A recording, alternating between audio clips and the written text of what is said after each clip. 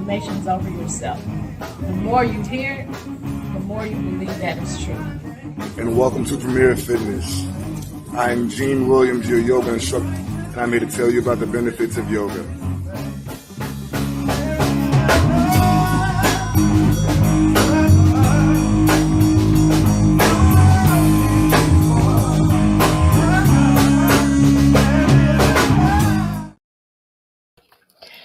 Hey, y'all. Thank you for joining us on Where's the Love today. I am super excited. We have a guest today. Listen, we have been talking about bullying in the educational system, bullying with educators. Yes, it happens with adults too. For those of you who don't believe that educators can bully, first I want to tone my excitement down and bring on my co-host, my son, Gene Williams. Whoa. Hey, son. How you doing? I am wonderful. I am excited.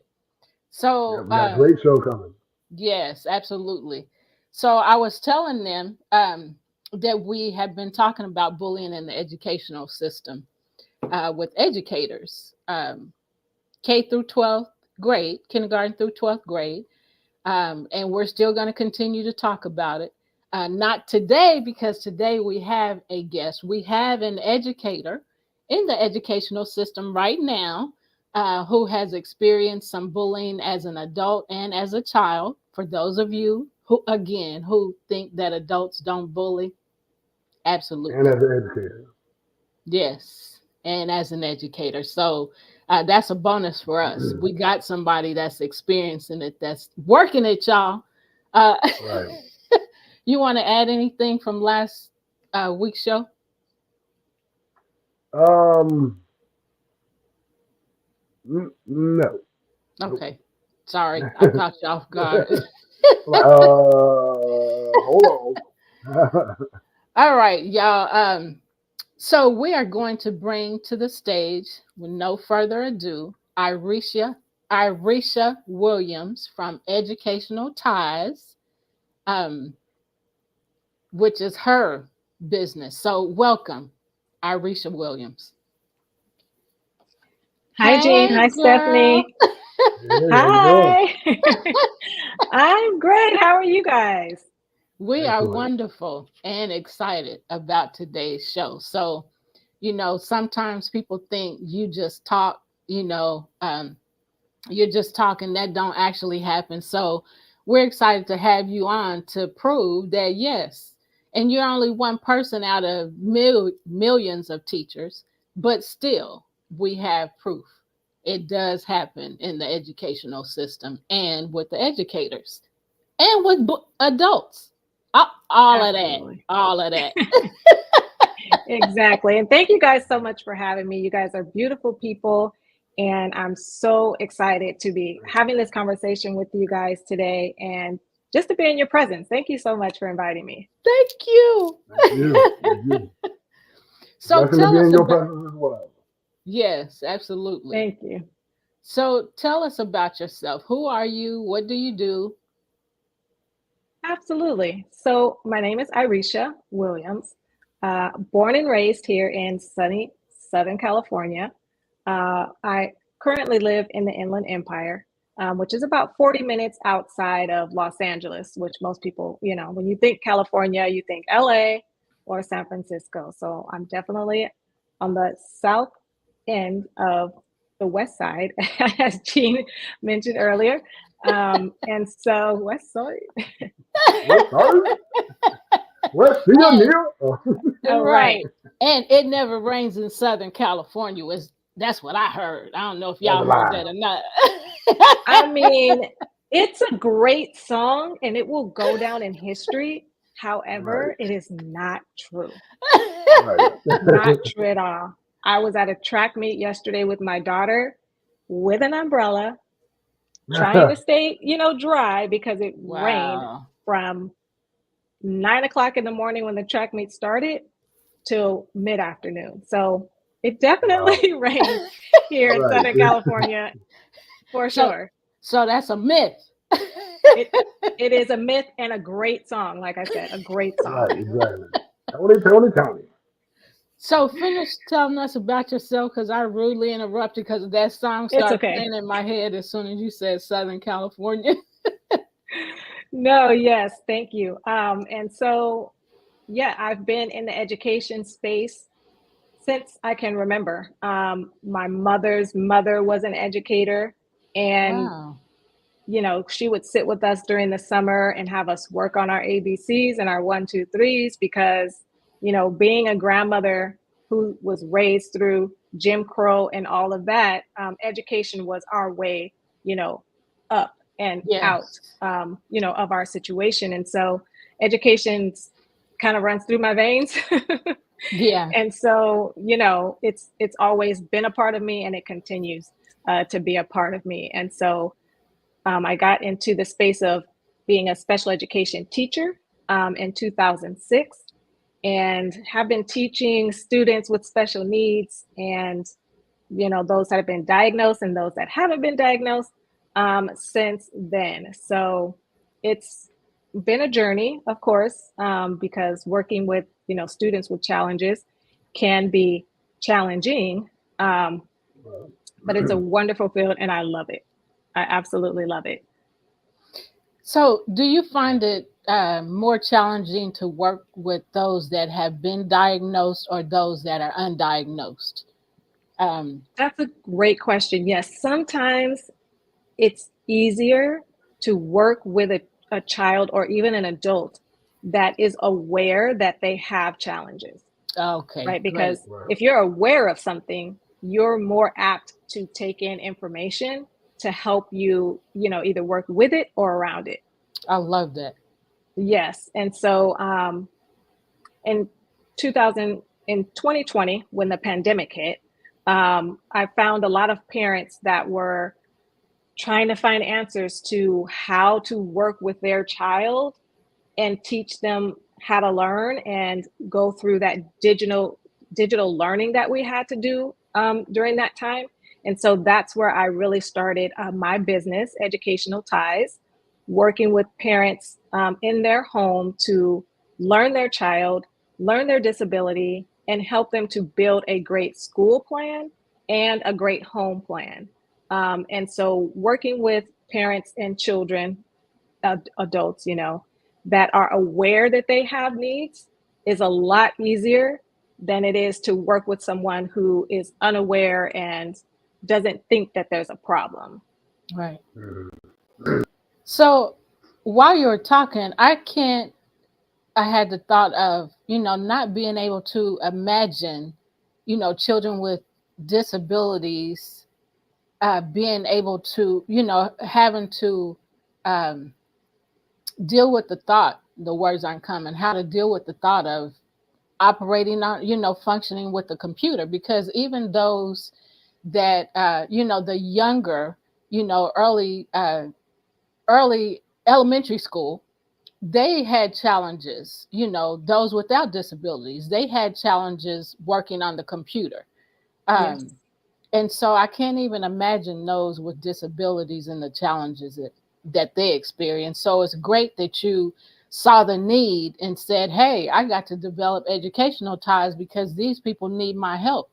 Don't it feel great to know when you help somebody, you know, It when you, absolutely does. It yes, absolutely does. And, getting on calls with parents, hearing their struggles about, the IEP team is telling me this, but I know my child needs more help, and Mhm. saying, you are right. Let's work through this and figure out how we can communicate what you feel, what you see, and what your child needs yes. is the best feeling in the world to help parents realize that. And so it was a great feeling, and it continues to be a great feeling as I continue to help parents and children. Yeah, Yeah, that's that's awesome. great. So the IEP, tell them, I know you told us what it is and I'm looking at it, but Great explain, job. tell tell us what that is and tell us what it means. What is it for? Yes. So an IEP stands for an individualized education plan. And so it is a plan that an IEP team, which consists of the parent, school staff, and a teacher, a principal, and any other members that can provide support to the child that they may need, like occupational therapy, physical therapy, different things like that. That is the IEP team. And they come together to create a plan to support a child in the school setting with goals, accommodations, sometimes modifications, to help the child thrive and gain educational benefit and progress in a classroom setting. That's great. So that is what an IEP stands for. Thank you for breaking that down. Absolutely. Jean, what questions do you have? So I was going to ask you. So what? Well, you kind of touched on it already about. So the question is, what prompted you to start Educational Tide? You kind of touched on it, but if you can go a little more in depth. Yes, of course. So again, through the pandemic, you could easily see on Facebook or Instagram, parents basically pulling their hair out, trying to figure out how the district was going to provide educational support via online, right? Like, how do you have a child that needs OT services or occupational services to help them hold a pencil, trace and follow letters? How do you do that over Zoom? Right. And how does the district provide that service over Zoom?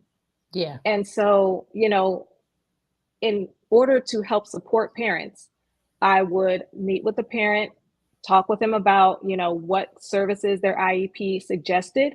And then I'm not an OT, but I've worked with OTs, occupational therapists, and I could give them some guidance on websites to go to that have, letters that they can print out and help their student at home, how to go through that process. Giving them advice on if the IEP team is saying, oh, we can't provide that service for you because it's digital, right? And it needs to be in person. So how to advocate for your child and say, hey, district, I understand that you can't send an occupational therapist to my home because of the health concerns. However, I would like to request that you speak to the OT and have them send me, paperwork, or have them send me an app that I can go to, and you will pay for it. Since, we're in this digital space right now, you provide the tools that my child needs at home in order to reach the educational benefit that you lawfully have to provide because of the IEP. And Right. so those were, some of the conversations that I was having with parents. That's great. Because people, when we don't know what to do and we don't have the answers, we definitely need somebody to advocate for us. Exactly. That's so important.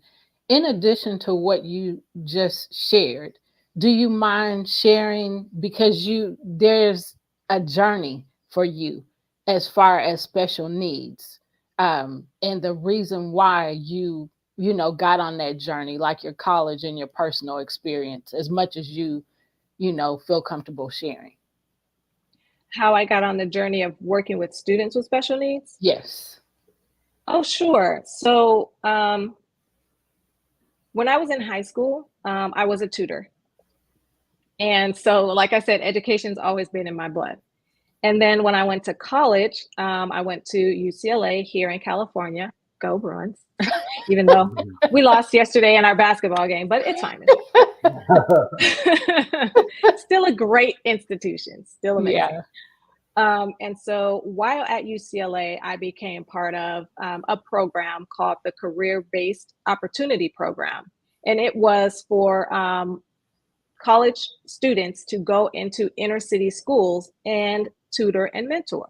Yeah. And so through that process, I met great teenagers, because we worked at a high school. and just teaching them how to self-advocate, teaching them that, learn about yourself so that when you go to study, you won't study like someone else. You'll study the way that works best for you so that you can meet the grades and meet the goals that you have for yourself.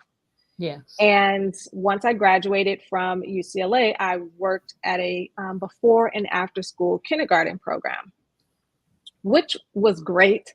I just was like, little people are cool, but I'm like, okay, I'm kind of getting burnt out because I was there for 2 years. And then my friend brought an opportunity to me about an internship that was being ran through the Los Angeles County Office of Education, which is here in Los Angeles.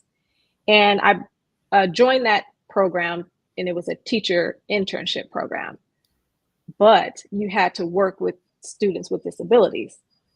And I was like nervous at first because at that time I hadn't worked with kids with disabilities. It was, kindergartners, and they can get rambunctious, but it's not the same. Yeah. And so, I was nervous going in, but she told me, she's like, I've worked with these kids for 8 years. They're just like other kids. You'll do fine because you love kids. So I was like, okay. Joined the program in 2006, fell in love with the students, and it's history after that. Here we are, 15, almost 18 years later, and I'm still in education with students with special needs because they are just special people. They really are. That's so awesome. Yeah. Thank you. Jean, you want to ask one of your questions? So in school you studied psychology. What prompted your studies in psychology and becoming a behavioral specialist? Yes, great question. So psychology came to me by way of a summer school class that I took in between, my freshman year and my sophomore year. You're looking down the list and you have to choose a class, under the category of humanities. And I'm like, psychology, the study of how people work. Interesting. So I took that class, and that really opened up my mind to, developmental delays, psychology of a child, child development. And so it just propelled me into a psych major.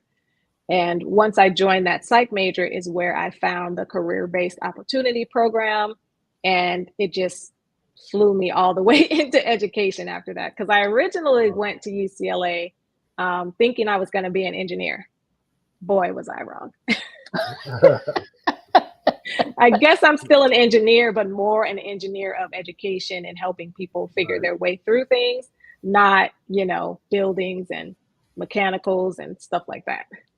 Right. So once you learned the psychology piece, you additionally added the behavior piece. Is that how it went? Yes. So once I became a teacher, I was, in the classroom doing great. And again, my friend was like, hey, there's this program. And I had already been thinking about getting a master's because financially, in the education sector, it makes sense. The more education you have, the more pay you're able to get. So I had already been thinking about a master's program, but the opportunity was to do a master's that had an emphasis in teaching people and applied behavior analysis. And so that was very attractive to me because I already worked with students that had behaviors.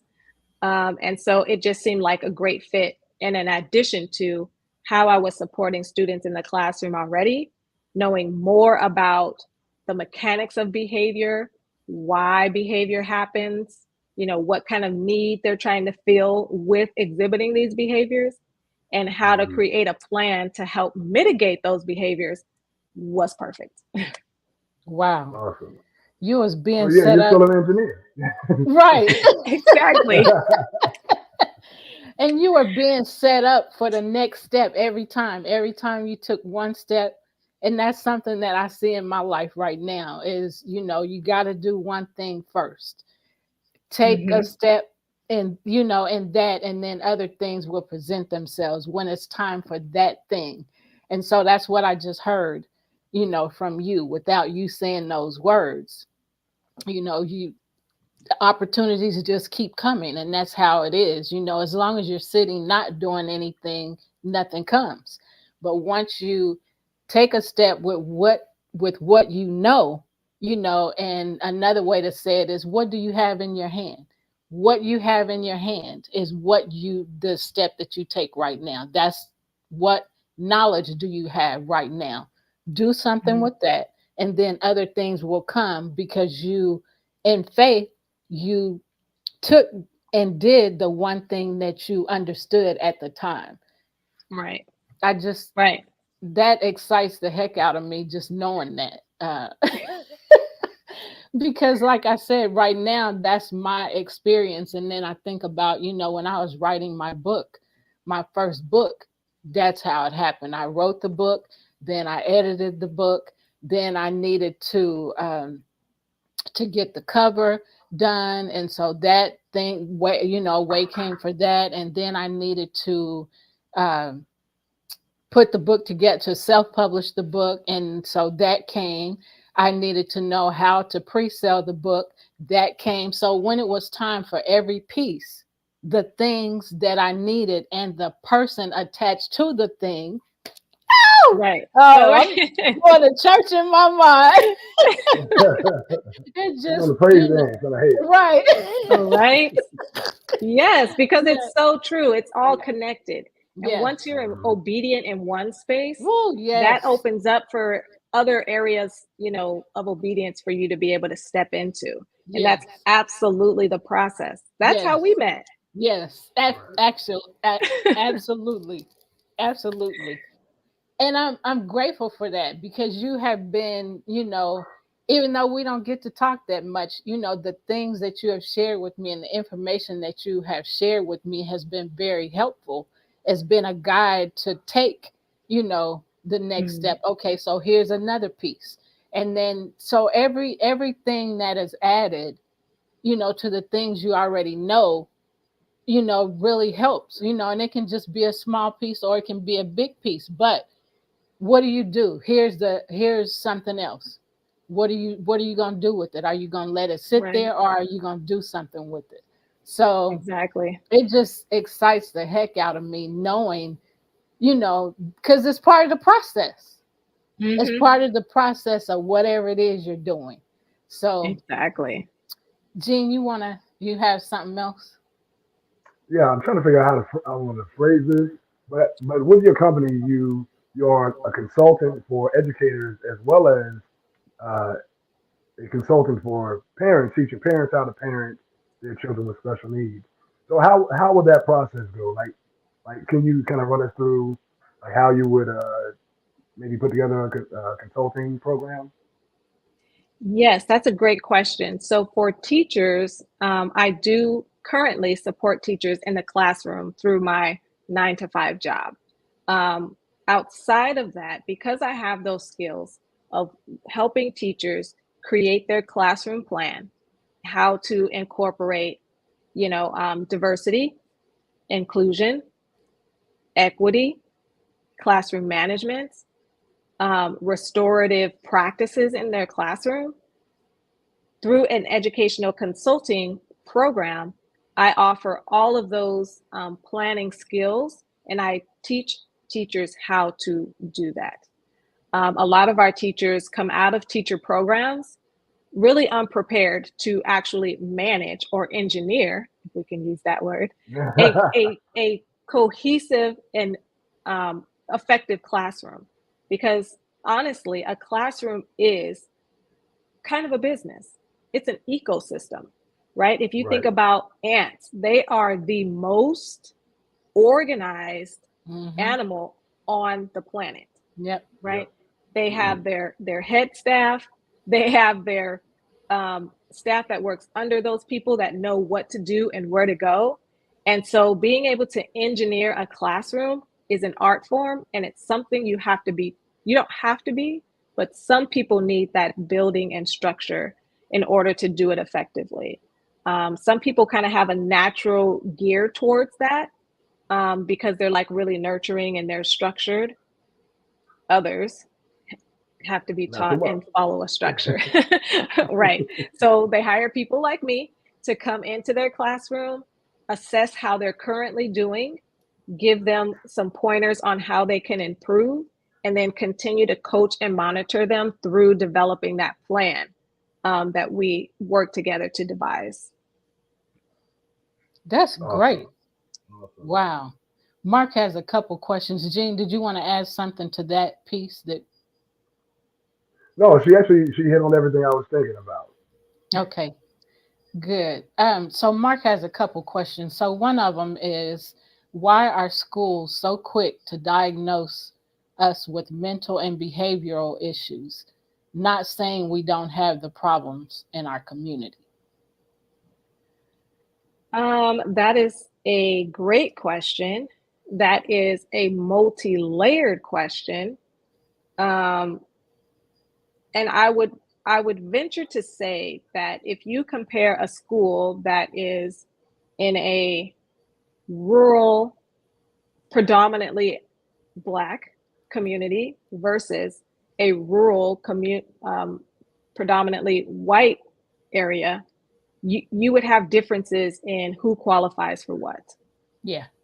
And unfortunately, the majority of our schools are predominantly white institutions with African American students. And when you're in that space, they don't really understand our kids. Yeah. Right. And I can say that because one of my sons, he was born in 2005. Great kid. He's 18 now, about to graduate from high school, but the beginning was a struggle. In preschool, he was already exhibiting some behaviors in pushing kids, biting kids. So we're like, okay, what's going on here? And I'm like, I know my son. He thinks that he's 5, even though he's only 3. So he's like, I can push these little babies around and I can get away with it. So I would ask you, as the mom who knows my son, can you put him in the class with the 4 and 5-year-olds? As soon as they put him in the class with the 4 and 5-year-olds, no more biting, no more pushing, because in his mind, he's older than these little babies down here. Had I not been a mom who, had training in special education and kind of knowing how to accommodate, also knowing my child, because I spend a lot of time with him. I've, taught him his 1, 2, 3s and his ABCs. I'm aware of his abilities and the kind of kid he is. I could advocate for that. Moving forward, elementary school. He's, again, not wanting to do work, not wanting to listen, doing all of these things. So I work with the teacher to create a behavior plan for him. Now, this is unofficial because you can go through a process to have your child formally assessed and see if they have behavior, challenges based on what the researchers say, right? So I'm building these plans with these teachers. We're doing sticker charts and incentive forms, and he's bringing home a daily, weekly chart of his behavior. Every Friday, we're going to get Slurpees because he did a great job. Or if he's not doing so well, we're sitting down and we're talking about the situation, what he could have done better, how he can respond, and all of these things. This happens from kindergarten to 6th grade. Every year, we're talking to this kid about what he's doing, what we need him to do, and how he's doing it, rewarding him or having conversations. 6th grade, I was like, okay, let's go ahead and get an evaluation because I just want to see what's going on. We did the evaluation. We get to the meeting where they talk about their findings and what their plan would be for my son. Come to find out, based on the assessments that researchers have, created, he falls under a category of disability called oppositional defiant disorder, or ODD, you will see it. And that mark falls along those lines of behavioral issues, right? So they're telling me, your son, he is in the 7th grade and he reads at a 10th grade level. Your son's in the 7th grade and he does math at the college level. Your son is in 7th grade and da da da da da da. I'm like, okay. When you look at the qualifications for oppositional defiant disorder, there are 5 areas that he can qualify under that would say, yes, he has this disability, 5, or 0, no, he doesn't. This kid falls right in the middle. He has 3 of the 5 things that would qualify him for an IEP, or individual education plan, through the school. So after a 2-hour meeting, I told them, thank you for the information. I do not want to accept your offer of FAPE, which is free and appropriate education, based on the school and what they would need to offer. If I said, yes, I want you to categorize my child under this disability and provide them services.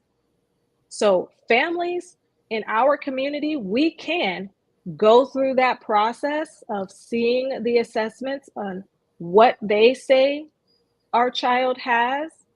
We do not have to accept that offer. And most parents don't know that they can say no, thank you. Because those plans, that information that you get from all of these psychologists that have done these assessments and created this, these DMS-5, the Department of Mental Health says that this is the criteria for autism. This is the criteria for oppositional defiance disorder. This is the criteria for, ADHD.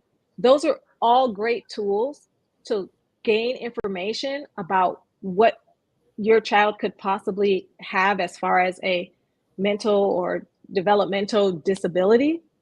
You do not have to accept that plan that the school recommends. So if more parents knew that they didn't have to accept it, we would have less diagnoses, for one. That's on the parent side. We don't have to accept it. What you can do is take that information that the team gives you, work with a professional in your home, and help create a plan. You can take that information that the school gives you and work with a teacher and say, hey, let's create an informal plan that can help this child while he's in your classroom. Some parents will agree.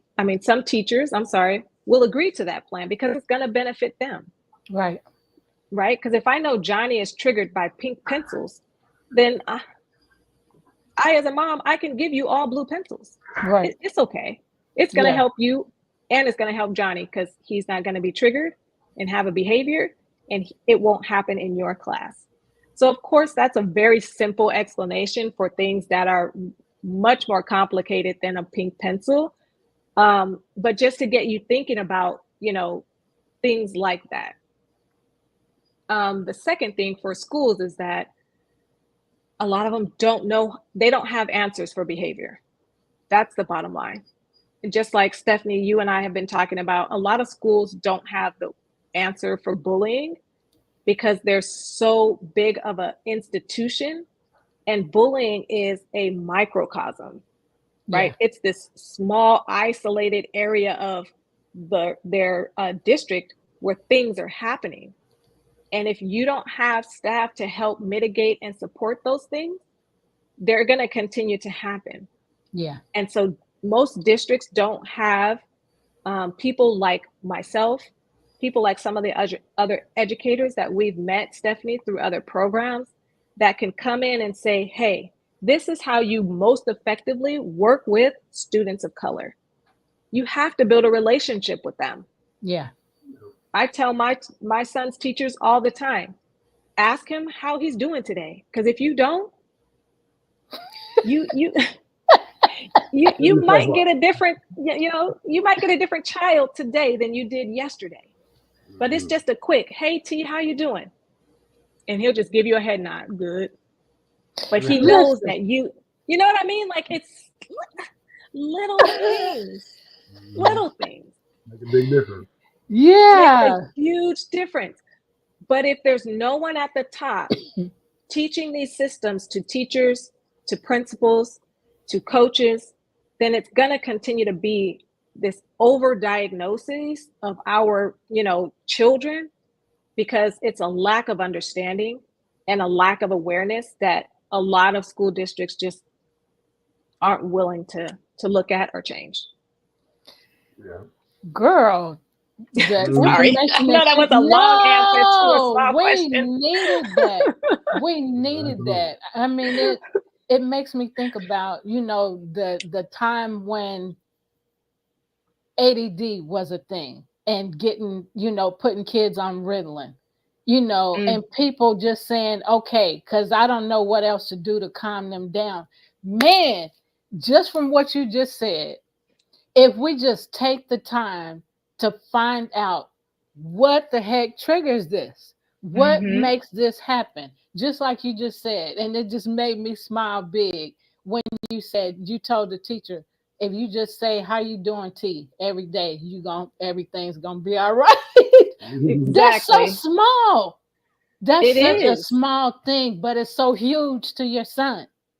It is so huge. And I meet a lot of teachers that are like, that's too much work. I can't, but you can. Right. Which is more, right? You have to really pick your battles. Which is more? Saying hello to every student that comes through your door, or having, what are they called? Battles and struggles with kids to get them to do what you feel like they need to do in your class. Yeah. It's a simple formula that really takes the willingness and the heart to do. Luckily, all of my son's teachers have been amazing. They take my feedback and they implement it. And my son has grown and matured. So those two things coupled together, right, have made for a great educational experience for him that sadly, but joyfully will be coming to an end in May as far as high school, is concerned. Actually, So I have a Mark question. said something. Go ahead, Gene. So I've noticed that with what you're saying, a lot of your mothering technique goes into education and vice versa. Would you agree with that? Yes, I would agree. I would absolutely agree. Yes, and that's why I say I have the luxury of being an educator who is also a mom. Right. Because those education, trainings that I go to and the skills that I've gained from those have absolutely helped me with my kids. And vice versa, the experiences that I've had with my daughter and my son, well, I have two sons and a daughter. The experiences that I've had being their mother has also helped me in the classroom. Awesome. So it's been a perfect, marriage combination. Right. Symbiotic relationship. Exactly. So Mark has good questions in the chat. I just looked you over. answer them as you see them. You can go ahead, because there was one about college, and I can't see it now. He says that he was diagnosed with dysgraphia well after secondary school. That a lot of us adults go undiagnosed for a very long time. And if you had that diagnosis in high school, you can think back like, oh, it would have been this much easier had I known that writing was a challenge for me, right? Or my dysgraphia shows up in this way. So let me advocate for myself with my teachers and say, hey, I have this thing where it's hard for me to do X. So is it okay if I do it this way instead? And I've been teaching this to my daughter. So many teachers are more apt to give you the things that you need if you advocate for yourself. If they don't know what you need, they won't know how to help you. Yeah, Right. that's awesome. Yeah. And then you can answer whichever one you want to answer. Well, I was gonna pop in and just kind of Like, clarify it for y'all and everything, but yeah, the dysgraphia, Miss oh, okay. Williams and everything was Yes, he actually says that quite he hates that we interesting. got away from the village concept, and I feel you on that, Gene. I just love having a village of people to help educate a group of kids because it does take a village. And with that said, I'm not sure if I shared this with you, Stephanie, but I am in the process of building my program to open a micro school here in 2024. Woo! And for those who don't know what a micro school is, it is really just a private school that is offered to a small number of students. And my particular program is going to specialize in helping students with really specific learning disabilities, kind of ADHD, those that need a different type of environment to help meet their best learning needs. So I'm super excited about that. And it Woo! No, you definitely, didn't tell me Congratulations. about that. Yay! Woo, That's, woo, woo. that's So my fantastic.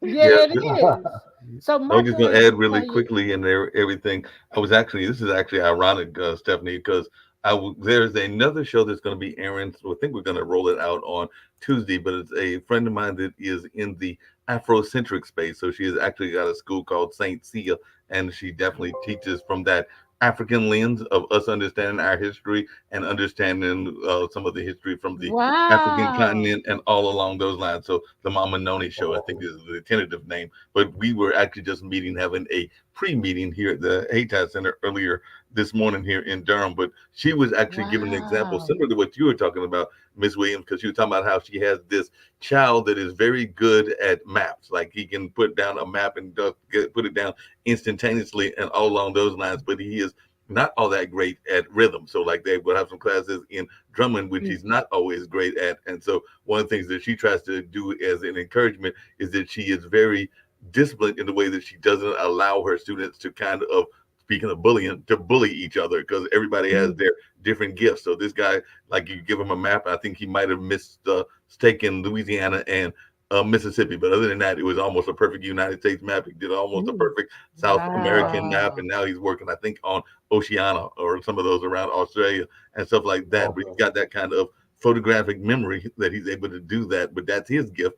But when he right. tries to do the rhythm, not as much so and everything. So she was telling her folks not to have that kind of, which we know kids will do. They'll try to tease them, and that's a form of bullying. But she Yep. tries to encourage them not to do that, and will, as she said, I'll give them a very serious cross eye if they try to like do that whole attitude of wanting to bully one way or the other because they all have different gifts, and that's what she tries to encourage and all along those lines. So, like I said, I think that show will roll out Tuesday. But another friend who's been on this network, and I was just wondering your thoughts about it because Kelly has been a guest both on my show as well as other shows. She has some kids that are in that whole panda notion, which is definitely people that have been having certain illnesses and certain neurological things that impacts their behavior and all along those lines. And so she's actually got a son, and I'm not speaking out of school, that is in the correctional system because the schools never really diagnosed him and all along those lines. And she is a mother. I think she's a mother of 3 as well, because I think she's got 2 sons and a daughter also, if I'm remembering correctly. But they all handle it differently and everything. So I just wondering your thoughts about Panda, if you had any, and also your thoughts around how we oftentimes the school systems are not prepared to deal with a lot of these issues themselves. And I just wondered your thoughts around it because I do think that the school systems aren't even, many of them don't even know what a panda is. I didn't know what a panda was until my friend Kelly told me about it. And I'm not talking about the bear. It's actually a Right. clinical I was like, diagnosis. panda. Yeah, I actually am not familiar with Panda, which is fine, but I am familiar with schools not being equipped to handle students that have actual diagnosed behavioral issues, Right. like schizophrenia, Panda, um, dual personalities. Like schools don't even have full-time mental health counselors. You know, they Right. may have one that they consult with, that they bring in whenever a child, you know, may display those types of symptoms, but there's like no one on site that can help that child right at that moment. And that is a huge gap in the education system, because I've helped to place, each year that I've been a teacher specialist, I also work with non-public schools, Mhm. which is a way that districts contract with non-public schools that help support students that have those real, you know, defined behavior issues like schizophrenia, like panda, you know, like dual personalities, those types of things, because the school is not set up, they're not designed for to be able to support kids with those types of needs. Yeah. I just, And so it's a tough situation. I mean, we've had a handful of kids that have had to go into residential treatments because that program offers things like horse therapy, ocean therapy, music therapy, that actually helps to support kids with those diagnoses actually be able to calm their system down enough to learn some new things. So yeah, there's a huge gap in our education system when it comes to that. There are places that are filling them slowly, but there's a large number that go undiagnosed, have those challenges, you know, become part of the correctional process because they don't have answers. yeah, and I don't know how it is in California, or even for that matter, Kansas City and North Carolina. I mean, well, I'm in North Carolina, but I don't know how it is in Kansas and Memphis and even in LA. But I know here we have certain schools that are designated as the troubled schools. So those are the ones that the Yeah. kids that are supposed to be in trouble are going to, and all along those lines. And that to me can be somewhat problematic. My brother actually works with so-called at-risk youth, even though I hate that term and everything, because I Right. think it kind of puts them in a box that they may not necessarily need. And I can relate to your idea of being an educator, because my mother was a guidance counselor before she got into some other fields, and I have aunts that were in the education field as teachers and principals until some of them left this planet in terms of passing on to the next divide and everything. But definitely they were very passionate in that education field. So education has been an important part of our lives. But I was just wondering your thoughts, Ms. Williams, about this notion of kind of, and I think Stephanie alluded to it, but kind of compartmentalizing people and putting them into a box, because I think we do a lot of that as well. Yeah. We definitely do, and it's a double-edged sword, to be honest with you, separating students in those types of categories, because a lot of times some students are just acting out for attention, but if the school doesn't know how to support that attention, they will send them to one of the specialized schools. Out here in California, we call them non-public schools. And they'll send them to that type of program. But there are other kids there that also have behavior issues that may be more detrimental to a child's life than that other child that you just sent over there.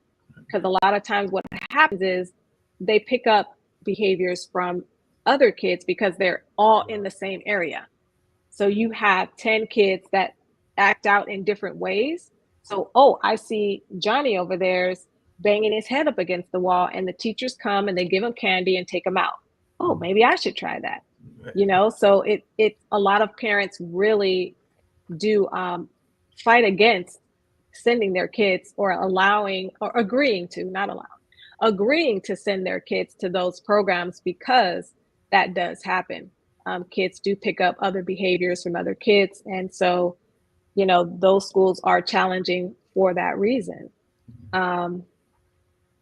Some schools in other states have answered the call by having this types of schools on site. So instead of doing a separate school, they keep the students in like a positive behavior incentive school, PBIS, on site, so that they're still with their peers, but they're getting the support, the behavioral support that they need in a smaller, separate setting, but still on campus, so that they're not isolated away from everyone else. So it really, you know, it's a double-edged sword because some kids need to kind of be separated so that they can get that therapy, because those schools have therapists on site that are available the whole time that kids are in school. Yeah. Whereas on a general campus, we don't have that. Yeah, that's very true. Before I So turn it over, you and y'all really go ahead. have to look at the kid and decide based on that student what they need and how that program can support them. Before I turn it over, and y'all can go a little bit over if y'all need to and everything, because I'm actually in my cultural arts center and I can stick around a little bit longer if y'all choose to, and all along those lines. But just before I disappear and everything, and y'all can decide when y'all want to get Jean's song on and all along those lines, I was going to have a little bit of fun because Jean knows that we have fun on this show as well with some of the joking. Part of what happened with the dysgraphia is that it might have helped me get through Marquette, because I had teased you about Marquette and UCLA and the game and everything earlier. But it might have helped me when I was at Marquette because having that very bad handwriting, I am convinced to this day, and I'm in my early 60s now, that there were some teachers that might have given me some decent grades that might not have been earned because they couldn't read my handwriting. So they were going like, it looks like it's good, so I'm going to go ahead and Right. a B or a C. They weren't going to give me an A. I'm not going to say that they were going to be that generous, but they might have been like, it looks like he has a concept of what he's talking about. Not sure that I can quite read it, so I'll go ahead and give him that B. That's hilarious. And on that note, I'll let y'all continue. That's funny. And he may be right. You never know at this point. Yeah. Right. Yeah, because everybody does things so differently. And, that just made me think about, kids in sports, that weren't academically, performing, the way they should, but they pushed them and said, well, we need them on the team. So give them, not the grade they deserve, but a grade, that's passable, so that we can get them through school and get them in college. Well, that's really unfair to the kid. It feels good to them, but it's unfair to them because they're really not learning, at the level that they should be learning. So that's true. Yeah. Jean, you got something else? Yeah, so we never did get an opportunity to speak about your bullying experiences Oh, professionally. thank you. I got Had to bring it back. Little back in. Exactly. So, as an educator, what kind of bullying comes back to mind? Or, so I'll ask you this in a two-part question because I want you to choose with the time that we have. I know Mark said we can go over, and that's okay too. But when you read the list of the different types of bullies, what came back to mind for you? And then I still want you to touch on, not yet, but I still want you to talk about, so that the people can hear a bullying experience from an educator's experience. So the list. Okay. What came to mind as you read the different types of bullies?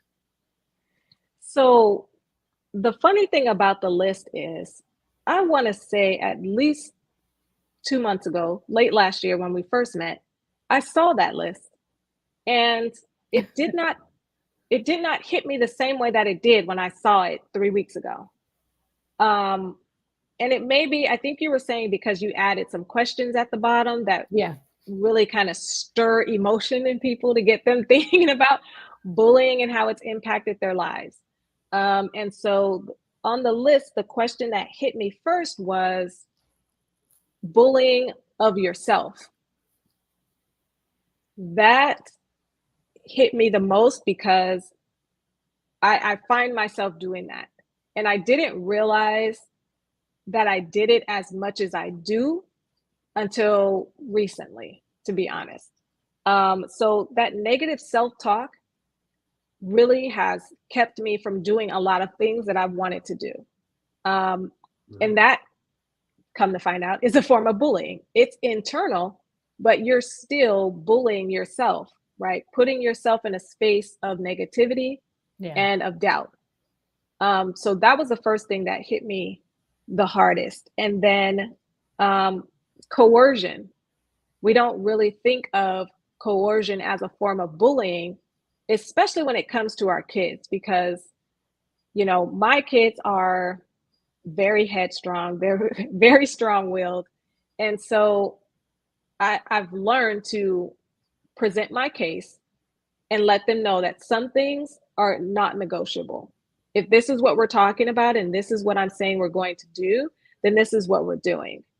If I say to you, if I'm giving you an option, then you can choose, because Yeah. I don't want to get into, you know, a back and forth or trying to coerce you, Yeah. right, to do something because I think it's a good idea. Like, Yeah.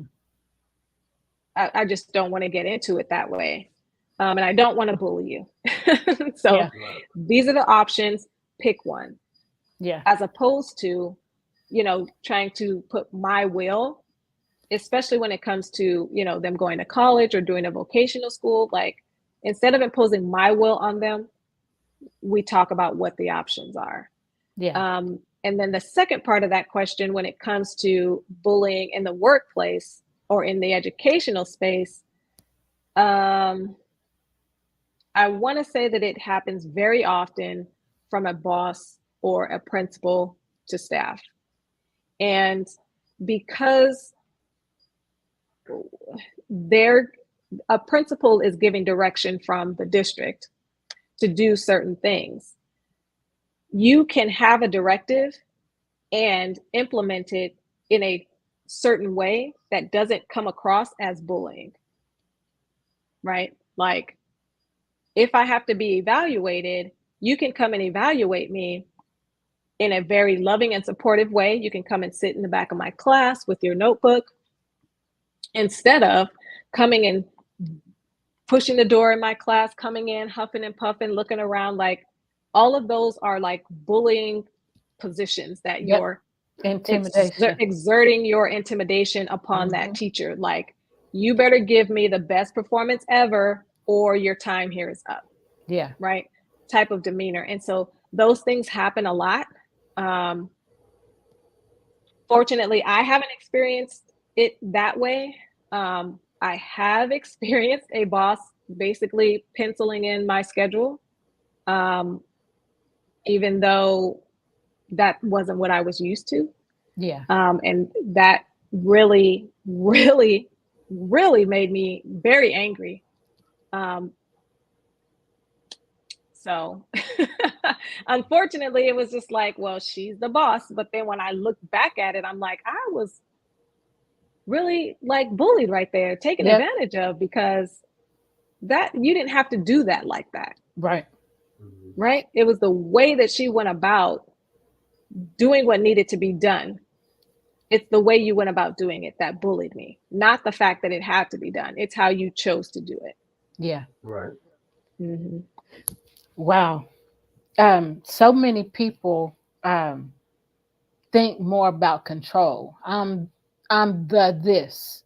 I'm the CEO. I'm the founder. I'm the president. I'm the CEO. You know, Right. I'm this is my title and I'm in control and you just do what I tell you to do the way I tell you to do it. That's the only way. And that's horrible. That's bullying, because that is not the way, you know, to treat people. That is not the way to do people. And it is bullying, you know, um, forceful behavior, it's intimidation, you know, making you fearful, you know, which is intimidation. But, you know, that stuff ain't cool. Ain't none of that cool. Right. You know, and sometimes people don't even think about it until it happens to them. And then they're like, whoa, wait a minute. Yeah, you've been doing this for the last 6 years to other people. Now it's being done to you, and you like, whoa, you should have been like, whoa, 6 years ago. Right. So, Absolutely. you want to add something else to that, Irisha? No, that was perfect. Okay. It does happen. Bullying happens in education all the time. So, what about with students? Have you seen, because I see how things happen, you know, with the students, and how, you know, the adults are told to respond certain ways, or you can't respond to this when they, if they hit you, things like that. Physical bullying, you have to respond certain ways. Have you have you experienced that, bullying, from the students? Have you experienced? So I have been fortunate enough to only have one real bullying experience with a student. This student was very aggressive, physically and verbally. And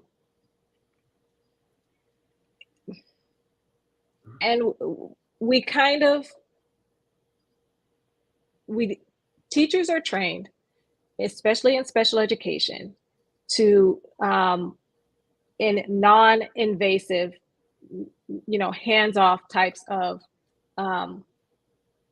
training in order to work with students with behavior. It's called non-invasive crisis intervention programs. And so that teaches you the de-escalation tactics of how to interact with a student when they're in crisis. And so we use those skills to help de-escalate situations when students get triggered by things. Yeah.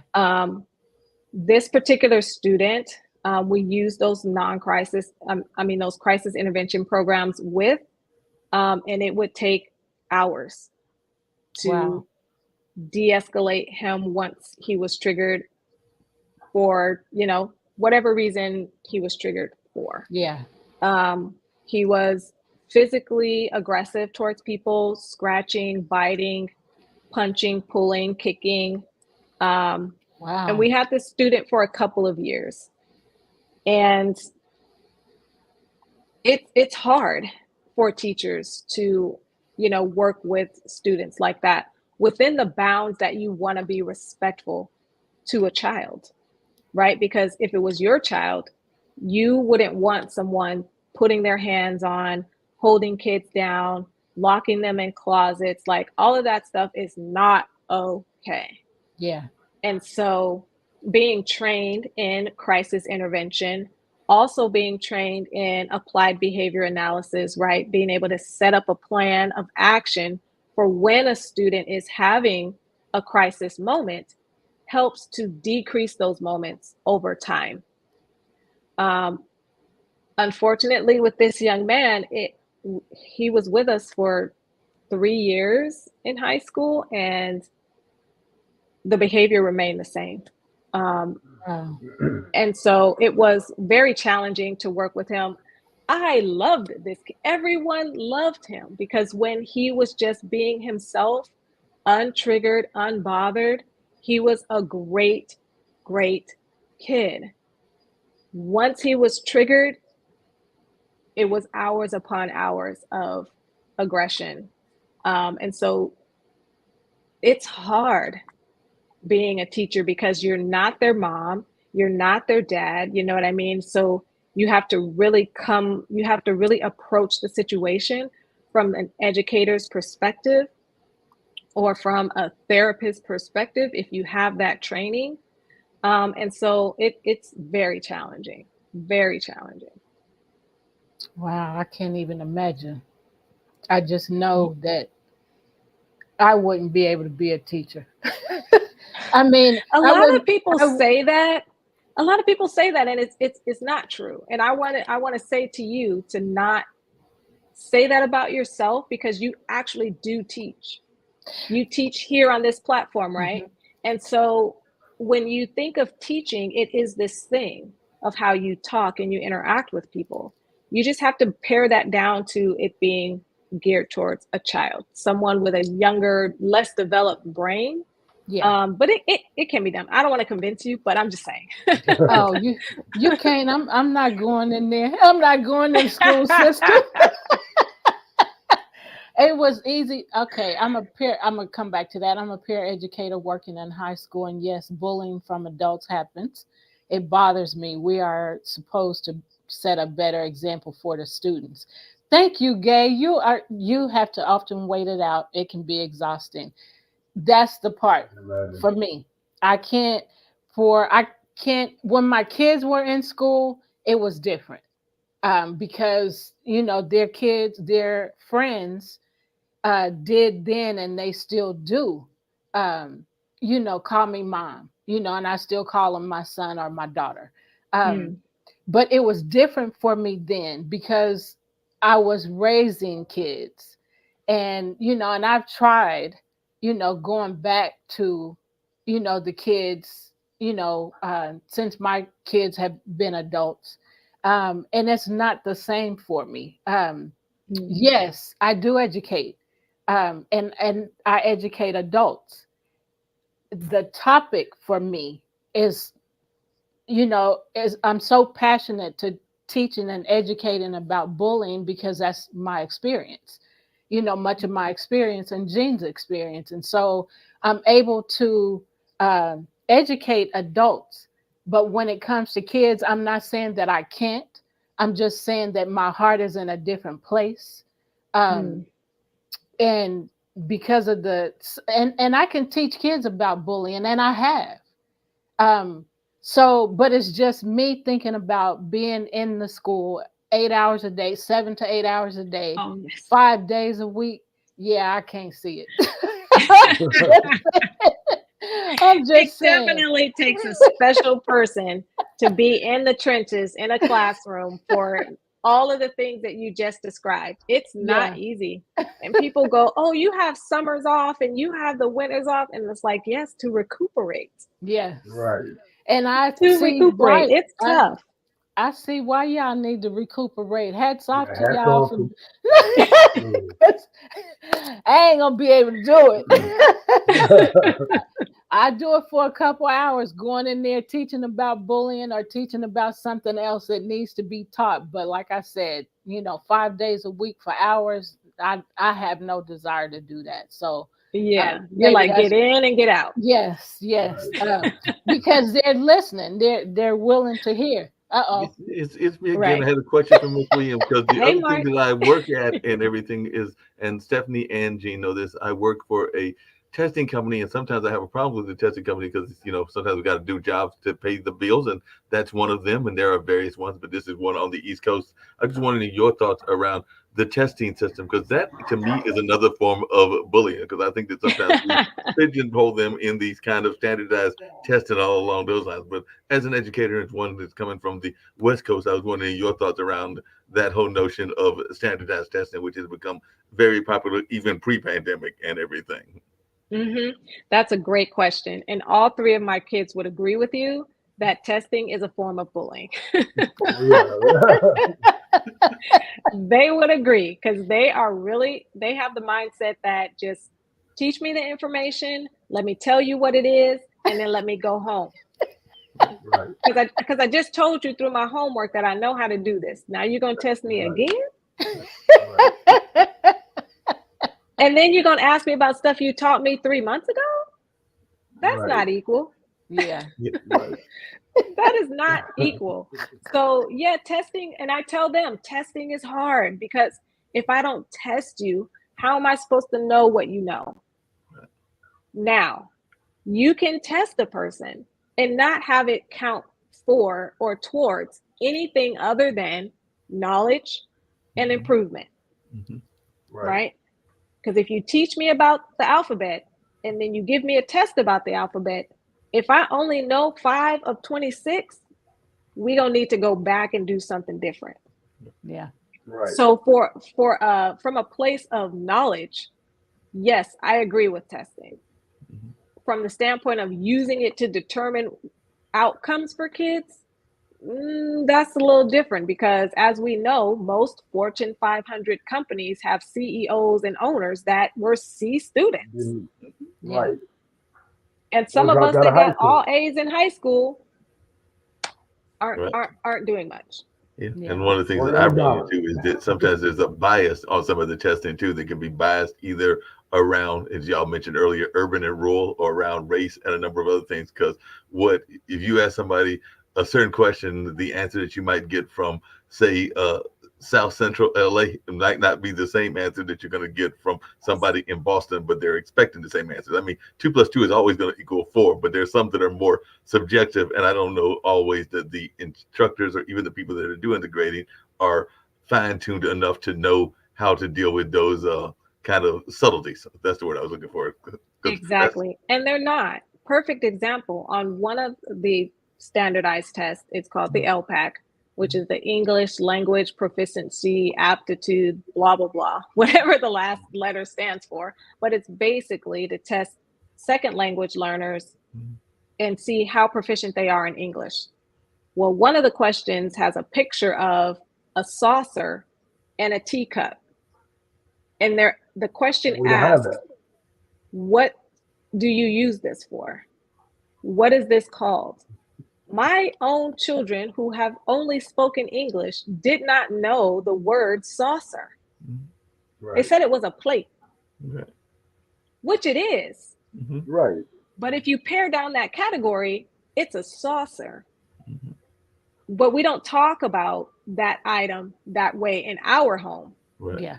It's go get the cup that I'm going to drink tea out of, or go hand me that cup, that's this or that. But it's not hand me the saucer with the teacup. So it has a lot of bias in it because it talks about things that a lot of our students that are in that category that you're trying to assess don't talk about those things. Right. That's not part of their community. Now, I mean, I don't want to come across, racist or anything, but if you ask kids that are of Latin descent, something that's specific to their culture, then yes, they may know that thing, right? Because there are, one of my sisters is really big into like Aztec culture. And so she would know what this particular vase is called. Yeah. But here in the US, it's a vase. Yeah. Right. Yep. But in the Latin culture, it's a whatever that thing may be, like a cauldron or something. Yeah. Right. Because I'm not from that culture, I don't know. Yeah. So you're trying to assess a group of people with some information that is not readily available to them. Yeah. And it's not right. Kids get stuck in being reclassified or not based on those bias questions. Yeah. Exactly. That's horrible. Yeah. Y'all, we have got to stop this conversation. This has been so good. Oh my goodness. Galen, thank you for joining us again. You have been following us and commenting, and we enjoy you being a part of our shows. Thank you, thank you, thank you. And whoever else is watching, because I see some other people watching, but because there's no comments, I don't know who you are, but thank you, thank you, thank you for being a part of our show. Irisha, thank you, thank you, thank you. Thank you. You are welcome. And thank you guys so much for having me. You're welcome. Just am over the moon today. Well, we are good. Oh, hey, Ebony. So thank you again. We are stay for Jean. Ebony, Jean has a new video. You got to see it. So whoever is there watching, we just ask that you stay and watch Jean's new video that was just released this week. So this is his second video. So stay tuned. And Irisha, after the video is over, if you would stay, we'll come back together. So thanks again, everybody, for joining us. We send you away with peace. Peace. Can't see my peace signs. Peace. Love. And we say, we send you much joy and happiness. Take care and bye for now.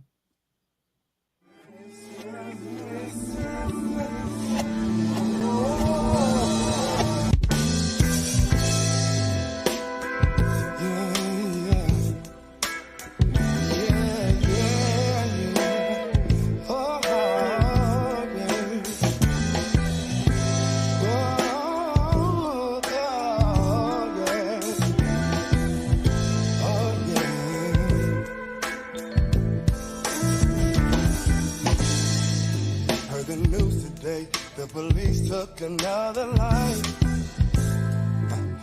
shots ring out, even though he had his hands held high. Yo, I'm sick and tired to walk my brother's chalk out lines. Need to come together, set a plan, and then mobilize. Oh, what are we gonna do? What are we gonna do? What are we gonna do about all the hell that we're going through? Now stand up, shout out into the walls of Babel on the feet. Stand up, come on y'all, and let's make some history. Stand up, rise up and know you ain't gotta follow, you can lead. Stand up y'all, we can do this, you and me. Monsanto monopolized the whole grocery line. So we all gon' have 12 toes, 3 thumbs, 3 eyes. If we keep being sheep, these wolves are gon' rob us blind. Let's occupy our mind space, cause the revolution won't be televised. Oh, what are we gon' do? What are we gonna do? What are we gonna do about all the hell that we're going through? Now stand up, shout out into the walls of Babel on the feet. Stand up, y'all, we can do this, you and me. Stand up, rise up and know you ain't gotta follow, you can lead. Stand up, y'all, we can do this, you and me. Oh, mercy, mercy me. The government should nurture all that we. When will all these wars be done? Hopefully before the building gonna have the money. Yeah.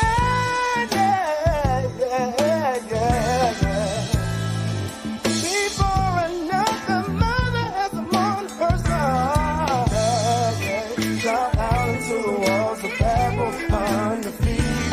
Stand up, come on y'all, and let's make some history. Stand up, rise up, you know you ain't gotta follow, you can lead. Stand up, y'all, we can do